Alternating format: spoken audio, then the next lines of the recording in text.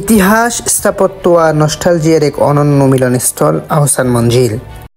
ঢাকার প্রাণকেন্দ্রে দাঁড়িয়ে আছে রাজকীয় প্রাসাদটি, যেটা একসময় ছিল নবাব পরিবারের ঠিকানা। চলো আজ ঘুরে দেখা যাক এই ঐতিহাসিক স্থানের প্রতিটি কোণা।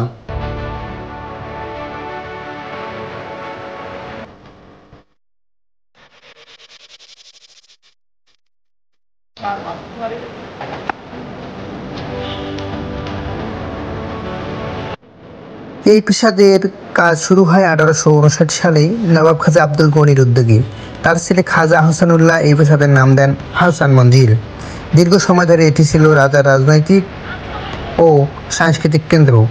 এক সময় এই প্রাসাদ থেকেই চলতো ঢাকার নবাব পরিবারের প্রশাসনিক কাজ।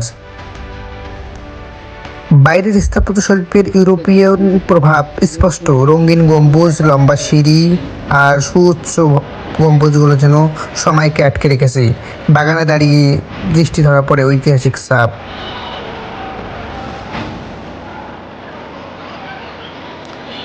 ভেতরে প্রতিটি ঘর যেন এক একটি গল্প বলছে।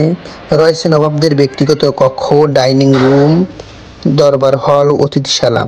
পুরনো ঝাড়বাতি, আসবাবপত্র আর মেঝেকে টাইলস সব এখানে সুরক্ষিত। ঘুরতে ঘুরতে এক সময় অভিজাত জীবনের ছায়া পাওয়া যায়। আহসান মঞ্জিল এখন একটি জাদুঘরে রূপান্তরিত হয়েছে। বিভিন্ন গ্যালারিতে আছে পুরনো অস্ত্র, নবাবদের পোশাক, পারিবারিক চুরি ও ব্রিটিশ আমলের নিদর্শন। এই অংশটি ইতিহাসের এক অমূলক নিদর্শনে পরিণত হয়েছে। ব্যালকনিতে দাঁড়ালে দেখা যায় বুড়িগঙ্গা নদী। একসময় এখান থেকে নদী দেখে চা খেতেন নবাব সাহেবরা।